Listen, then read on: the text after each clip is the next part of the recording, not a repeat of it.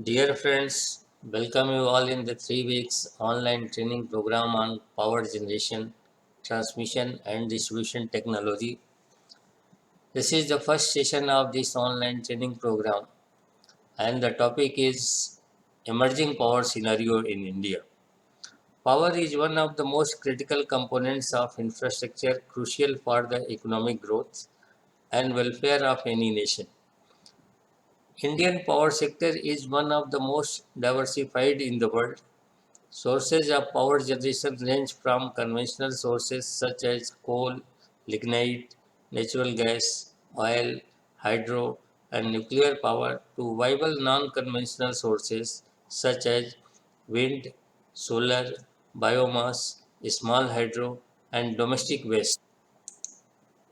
The Indian power sector is mainly governed by the Ministry of Power. The Ministry of Power is the apex body responsible for the development of electrical energy in India. This ministry started functioning independently from 2nd July 1992. Earlier it was known as the Ministry of Energy.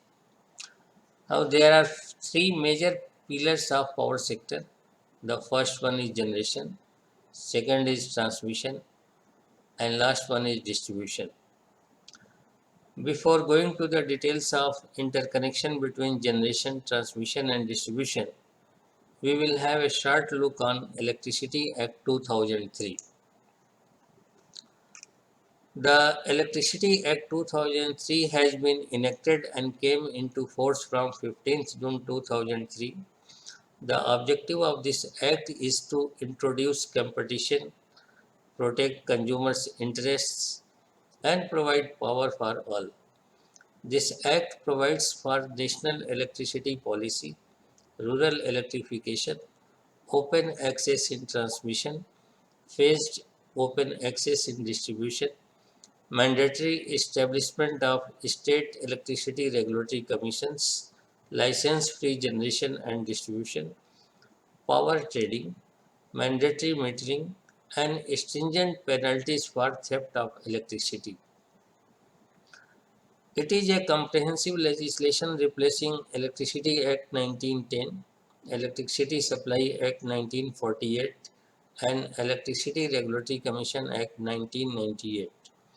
The Electricity Act 2003 has been amended on two occasions so far by the Electricity Amendment Act 2003 and the Electricity Amendment Act 2007. The aim is very much clear, that is just to push the sector onto a trajectory of sound commercial growth and to enable the states and the center to move in harmony and coordination. This is very simplified picture diagram of power system interconnecting generating station, transmission line and distribution system. We generate power through various sizes of generators at different voltage level. For example, here we have taken a generator of 210 megawatt size which generates power at the voltage level of 15.75 kV with a current of about 9000 amperes. The voltage level of different size of generators is different.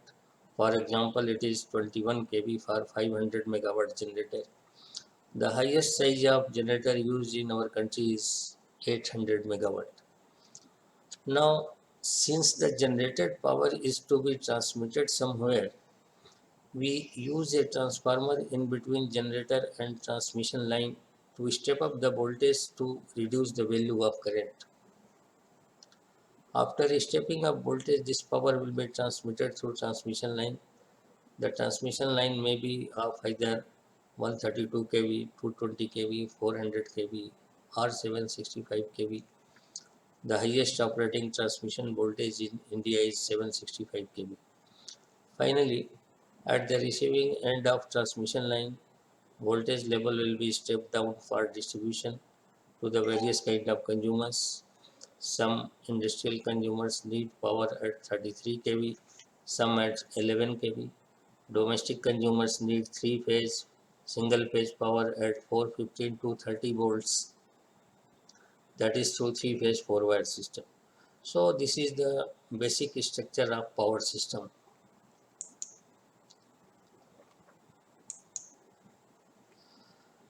This is the energy resource map of India. India is a land with vast natural resources. It has a plethora of coal mines, water bodies, areas with strong winds, and places rich in minerals.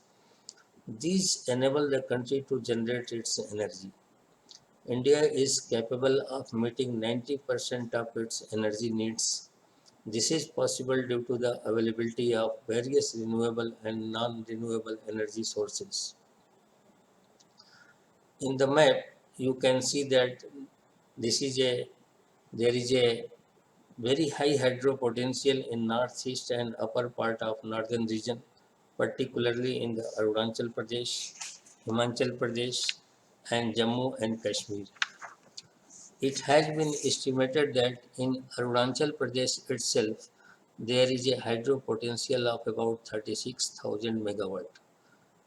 Coal reserves are mainly in the eastern region. As a result, distribution of energy resources and consumption centers are extremely unbalanced and necessitates power transfer over long distances. Now we will discuss power generation in detail and we'll see the present scenario of generation capacity. The main sources of power generation in India are thermal power, hydropower, nuclear power, wind power and solar power. Before going to the detail, we will have a short look on the background of Indian power sector. This is the background of Indian power sector. When India became independent in 1947, the country had a power generating capacity of 1362 megawatt only. Generation and distribution of electrical power was carried out primarily by the private utilities and villages did not have electricity. Power systems in the country were essentially isolated systems developed in and around urban and industrial areas. The highest transmission voltage at that time was 132 kV. Then state electricity boards were formed for development of generation, transmission, distribution and utilization of electricity in their respective states. The Damodar Valley Corporation (DVC) was established in 1948 by the Government of India, that is just after independence, for generation, transmission and distribution of electrical energy. Soon later, BBMB, that is Bhagra Vyas Management Board, was also constituted in 1967 for generation, transmission and distribution of electrical energy. In 1964, for the purpose of integration of state grid systems, the country was demarcated into five electrical regions, that is Eastern region, the Northeastern region, Northern region, the Western region and the Southern region. This is the power map of India. As I already told you, the entire country has been demarcated into five electrical regions. The eastern region comprising of Bihar, Jharkhand, Odisha, West Bengal and Sikkim, that is five states. Similarly, the other regions like northern, eastern region, northern region, western region, southern region are also comprising of few states. Here you can see that each region has some special characteristics. For example, there is highly weather sensitive load in northern region. In northeastern region, load is very low but very high hydro potential. As I already told you that there is a very high hydro potential of about 36,000 megawatt in Arunachal Pradesh, but we are not able to exploit it because of evacuation problem. This is the hierarchy of national grid: 33 states grid, 5 regional grids and 1 national grid. That is one nation, one grid. The national grid is the highest voltage capacity electricity transmission network connecting power stations and major substations and ensuring that electricity generated anywhere in India can be used to satisfy demand elsewhere.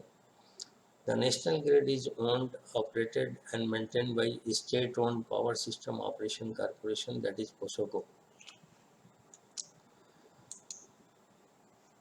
The bulk generation and transmission. From the fifth plan onwards, that is 1974 to 79, the government of India got itself involved in a big way in the generation and bulk transmission of power to supplement the effort at the state level and took upon itself the responsibility of setting up large power projects to develop the coal and hydroelectric resources in the country as a supplementary effort in meeting the country's power requirements. The National Thermal Power Corporation (NTPC) and National Hydroelectric Power Corporation (NHPC) were set up for these purposes in 1975. Northeastern Electric Power Corporation, that is NIPCO, was set up in 1976 to implement the regional power projects in the Northeast. Subsequently, three more power generation corporations were set up in 1988, that is THDC, Chahari Hydro Development Corporation, NJPC, Nafta Jakri Power Corporation, and Satluj Jal Vidyut Nigam Limited, that is SJVNL, to construct, operate, and maintain the interstate and regional transmission system. The National Power Transmission Corporation (NPTC) was also set up in 1989. This corporation was renamed as Power Grid in 1992. New developments in coal-fired power plants and coal mining. The number one is retirement of older coal-fired power plants. A significant percentage of coal-fired power plants in India have outlived their utility and are non-compliant with the country's environmental standards. Such older plants are based on outdated technologies and have high coal consumption, thus contributing significantly to environmental pollution. One of the major initiatives taken by the Government of India is retiring such old and inefficient thermal plants and replacing them with new and more efficient units. As per Central Electricity Authority guidelines, thermal power plants exceeding 25 years of commercial operations are either to be shut down or renovated. Alternatively, to continue operations, plant can switch to more efficient supercritical technologies. A capacity of 2.4 gigawatt and 5.1 gigawatt has already been retired during the 11th and 12th plan period respectively. Now some development has taken place in commercial coal mining also. In order to drive competition and adopt the best possible technology in mining, Government has taken a progressive and strategic approach towards privatizing coal mining in India. Recently, the government introduced the Coal Mines Special Provision Act 2015, which allows private companies to mine coal for commercial use. Under this new reform, allocation of coal blocks will be based on price per ton of coal offered to the state government, with no restriction on the sale of the commodity. Prior to the reform, the door was open to private players only for captive mining for their captive use, and they were not allowed to sell in the open market. Next, focus on supercritical technology. The government is shifting towards supercritical technology based units to enhance efficiency of power generation and reduce coal consumption of GHG emissions from coal fired power plants. Units based on supercritical technology have higher efficiency than conventional subcritical technology, thereby ensuring lower CO2 emissions. Supercritical units are designed with higher steam parameters of 247 kg per centimeter square with temperature of 565 degree to 593 degree centigrade. On account of the improved thermodynamics of expanding higher pressure and temperature, steam through turbines, they attain higher efficiencies than traditional subcritical power plants.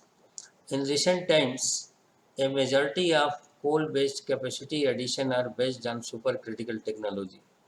During the 12th plan period, coal-based capacity addition through supercritical technology accounted for 42%, that is 35.2 gigawatt of the total capacity addition from the coal units. This capacity addition had an impact on CO2 emissions. Nearly 20.69 metric ton of CO2 has been avoided due to adoption of supercritical technology in thermal generation. Now next point is environmental concerns due to coal-fired power plants. I would like to tell you that India occupies the fourth position globally in terms of CO2 emissions from energy production. It contributes 7% of global emissions. One of the biggest challenges involved in the use of coal as a resource is environmental contamination.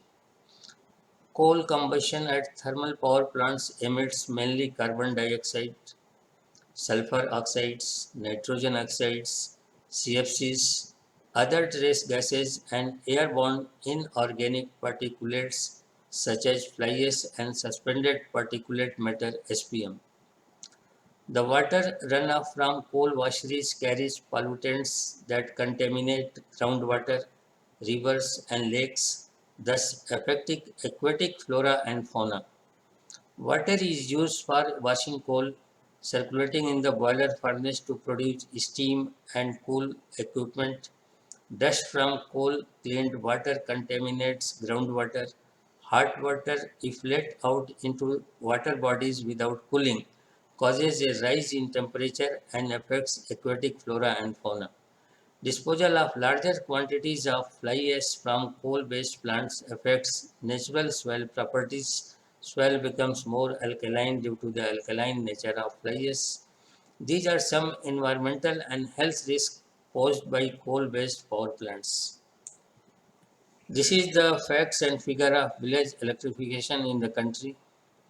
India is having about 6 lakh villages and all the villages has been electrified under the scheme RGGVY, that is Rajiv Gandhi Gramin Vidyutikaran Yojana, which was launched in 2005. Later on, it was renamed as DDU-GJY in 2014, that is Deen Dayal Upadhyay Gram Jyoti Yojana, with new definition of village electrification. As per the new definition of village electrification, a village would be declared electrified only if basic infrastructure such as distribution transformer and distribution lines are provided in the inhabited locally as well as Dalit Basti hamlet where it exists. Electricity is provided to public places like schools, panchayat office, health centers, dispensaries, community center, etc. The third condition is the number of households electrified should be at least 10% of the total number of households in the village. And fourth one is mandatory certification from Gram Panchayat regarding the completion of village electrification should be obtained. Then only any village will be declared as electrified as per new definition. This is the figure of all India per capita consumption of electricity in India.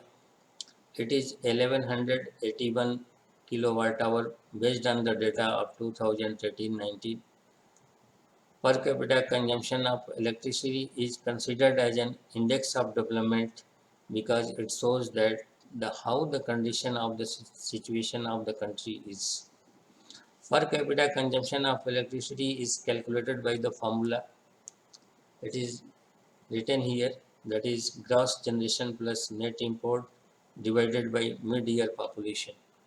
If you compare per capita consumption of electricity in India, you will find that per capita consumption of electricity in BRICS country is much higher than India. South Africa 3904, China 4475, Brazil 2516, India only 1181, Russia 7481 kilowatt hour. Now, renewable energy in India. Renewable energy is a fast emerging area as a major source of power in India. The main source of renewable power in India are solar energy, wind energy, small hydro, waste to energy, and bioenergy. In 2015-16, the Government of India released a roadmap to achieve 175 gigawatt of renewable energy capacity by 2022. Solar power 100 gigawatt, wind power 60 gigawatt, biopower 10 gigawatt, and small hydro 5 megawatt. That is total 175 gigawatt. Achievement you can see here as on 31st 10 2019, we have achieved so far 31.69 gigawatt solar power, 37.09 gigawatt wind power, 9.9 gigawatt biopower, 4.6 gigawatt small power. The total we have achieved so far 83.37 gigawatt as on 31st 10 2019. There has been a visible impact of solar energy in the Indian energy scenario during the last few years. Solar energy based decentralized and distributed applications have benefited millions of people in Indian villages by meeting their cooking, lighting, and other energy needs in an environment friendly manner. We have just discussed that Government of India has set a target of 100 gigawatts solar installed capacity by 2022. To achieve this ambitious target, the government has also prepared a rent a roof policy for supporting its target of generating 40 gigawatt of power through solar rooftop projects. The remaining 60 gigawatt will be achieved from solar installation on land, that is on barren land. The Government of India is also planning to invite bids for the largest solar tender in the world for installing 20 gigawatt of solar power capacity to give a boost to manufacturing of solar power equipment in India. Recently, India has achieved fifth global position in solar power development by surpassing Italy. Solar power capacity has increased by more than 11 times in the last 5 years from 2.6 gigawatt in 2014 to 31.69 gigawatt in 2019. You can also see the achievement figure of global versus India, which is 647 gigawatt and 31.69 gigawatt respectively. This is the total solar PV cumulative capacity of top 10 countries. You can see here China is at top with 175.1 gigawatt capacity, United States on second, Japan on third, Germany on fourth, and India is on fifth. This is the data of 2018. This is the projected solar PV cumulative installed capacity by 2023 of top 10 countries.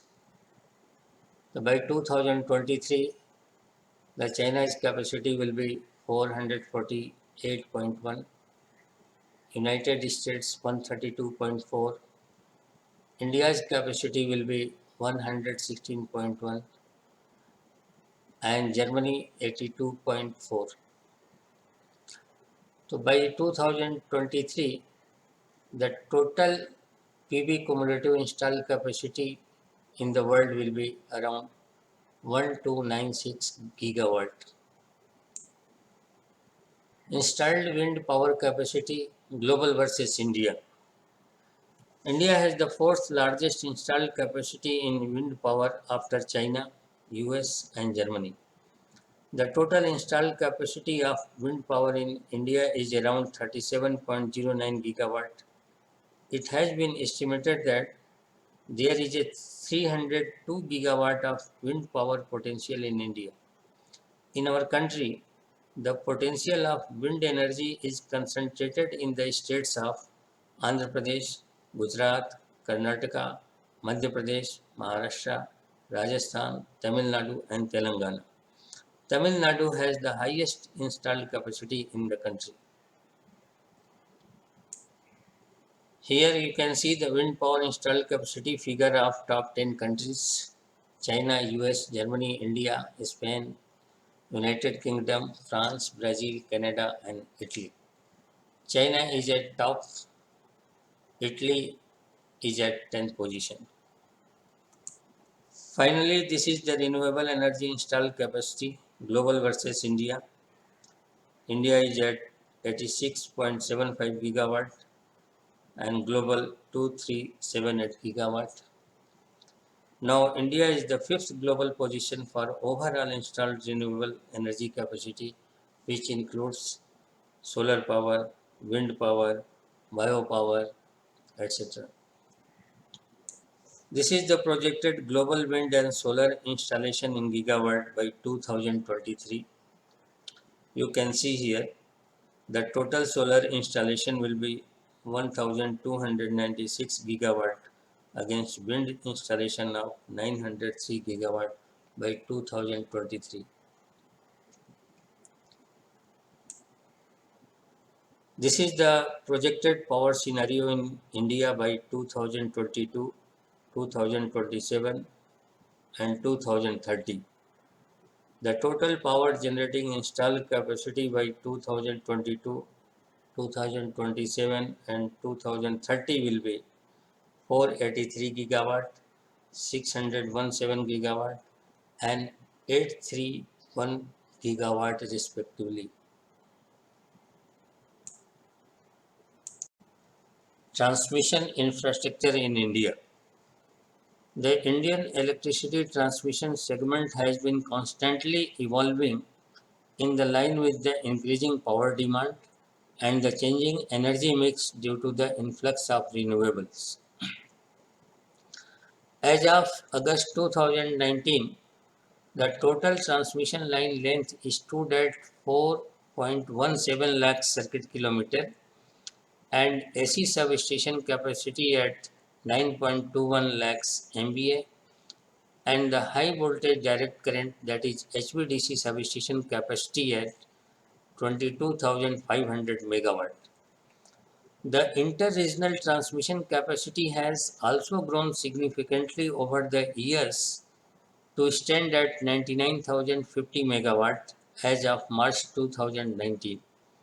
Significantly, 24,000 megawatt of this capacity has been added in the past 2 years.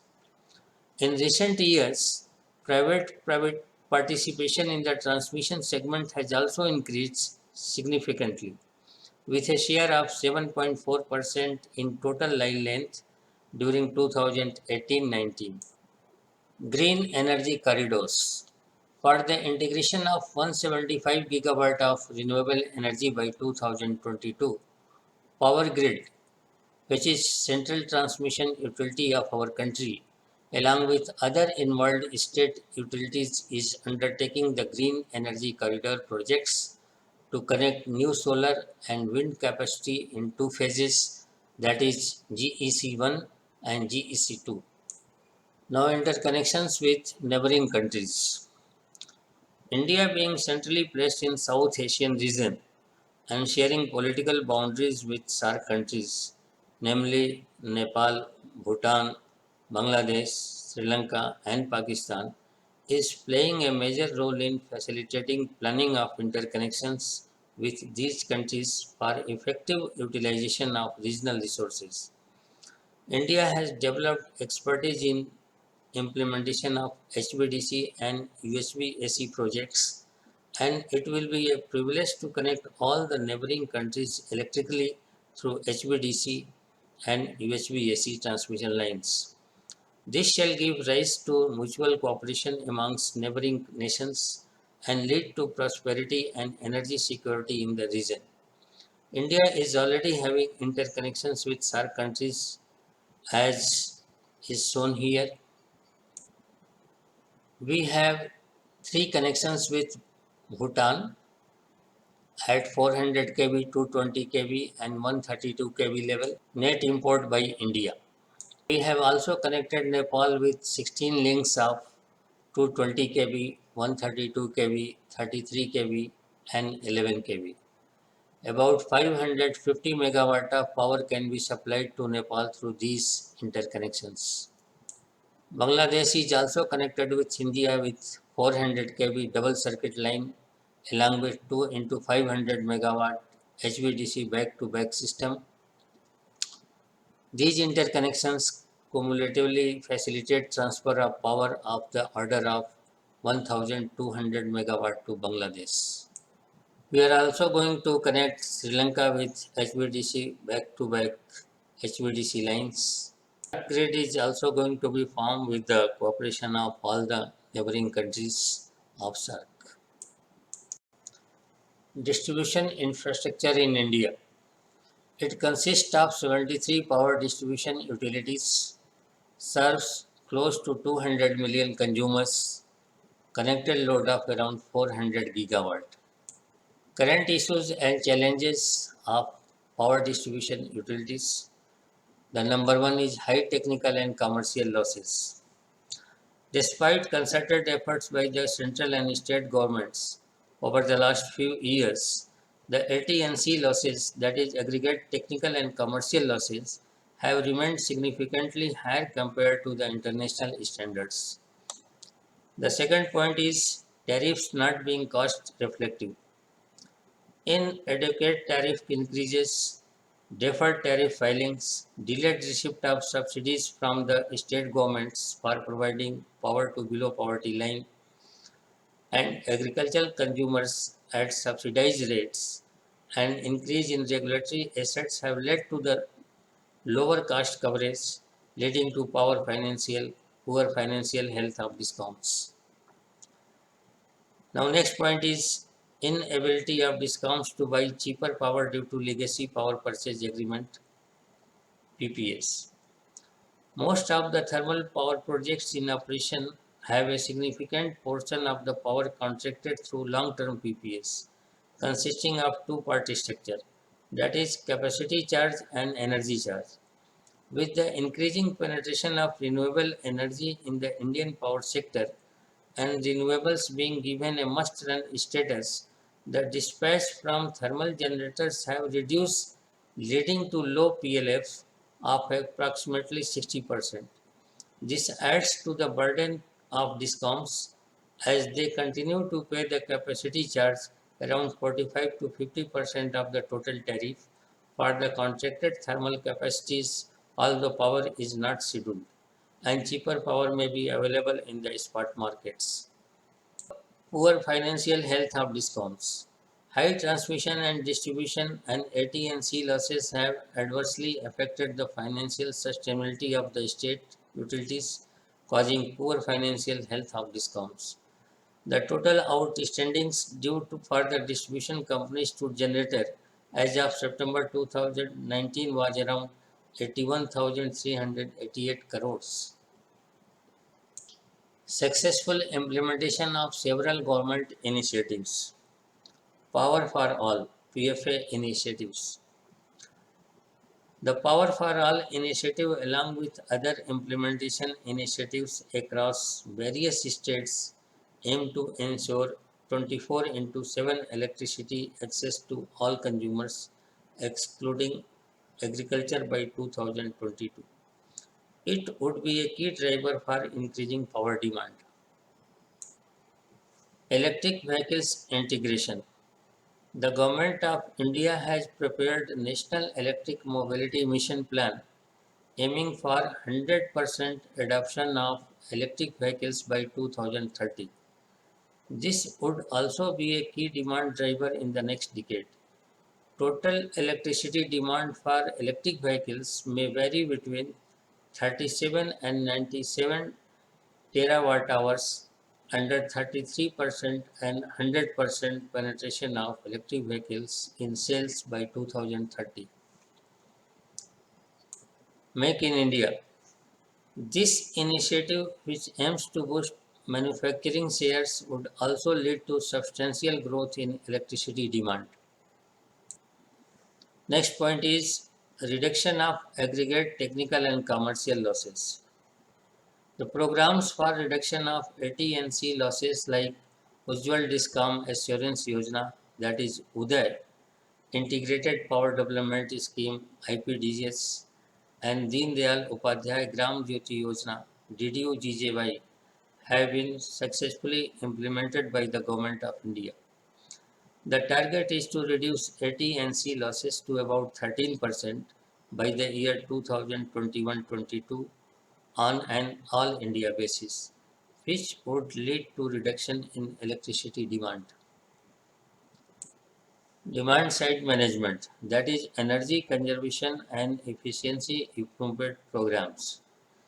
Programs for DSM, improvement of energy efficiency and energy conservation measures like standards and labeling by BEE, the Perform Achieve Trade Parity Scheme in Industries, energy efficient lighting solutions, and the super efficient equipment program would reduce power demand in near future.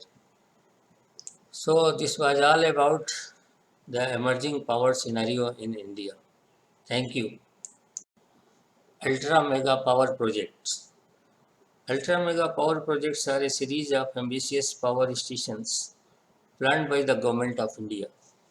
The project is being developed with the intention of providing power to consumers at minimum cost. Because of the huge size of these power plants, the cost of electricity would be lower due to the economies of scale. Ministry of Power launched the initiative of ultra mega power projects, each of 4,000 megawatt capacity super thermal power stations, both pithead and imported coal based in November 2005. For these plants, there will be dedicated captive coal blocks for pithead projects and coastal projects to use imported coal.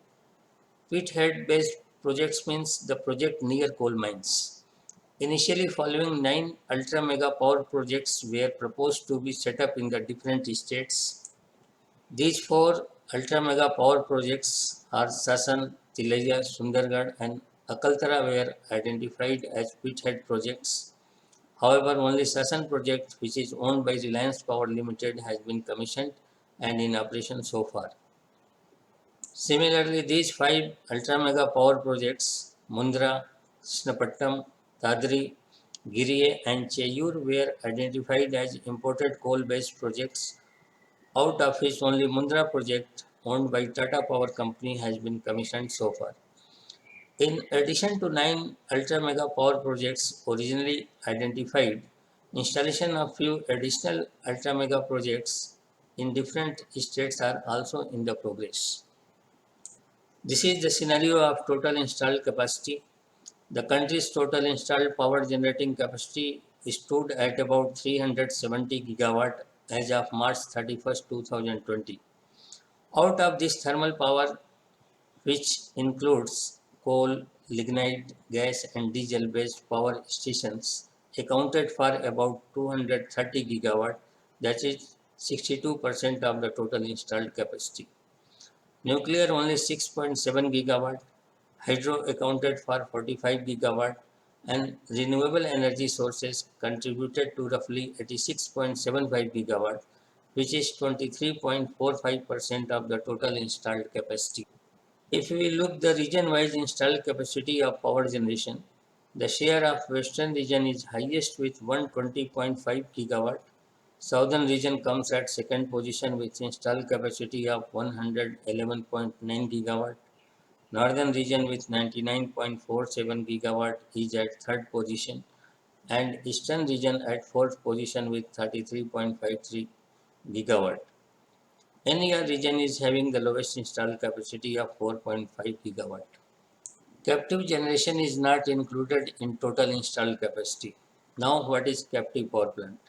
A captive power plant is an electricity generation facility used and managed by an industrial or commercial electricity user for their own electricity consumption. Captive power plants can operate off-grid or they can be connected to the grid to exchange excess generation. Captive power plants are generally used by power intensive industries where continuity and quality of power supply are crucial, such as aluminum smelter plants, steel plants, chemical plants, etc. Therefore, in addition to 370 gigawatt installed capacity, captive generation is also available in India with installed capacity of about 55 gigawatt. If we look sector-wise installed capacity of power generation, you will find that central sector accounted for 25%, state sector accounted for 28%, and the share of private sector is 47%. This is the bar chart of thermal power plant load factor of various sectors. On all India basis, it was 52.55% in March 2020. Now, what is PLF?